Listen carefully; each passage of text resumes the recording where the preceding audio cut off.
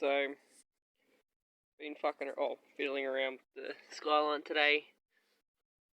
As you can see, we have some water in there. This is the downside of having a vented hood. Wait till you see the coil packs, because they're friggin' disgusting. Like, look at that, it's like sludgy as all hell, and that's what these two things cover up. Slimy. I didn't realise how much water was sitting in there, even with these two things on there, so whether someone hasn't covered it up properly once or twice when it was there or not.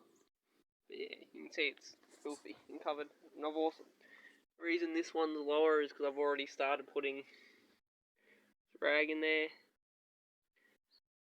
Get it all out. I'm guessing there was just oil sitting in there from the last event. So, yeah, I'll put it down, clean it up, and see what happens. Oh yeah, that's the trigger kit too. I'm still working out the wiring for that. I only pulled it out because 4 out of the coils were cooking them. 4 out of the 6 coils were getting really hot without even turning the motor over, like with just the ignition on.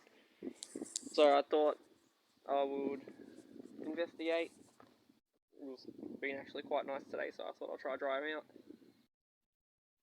We'll see.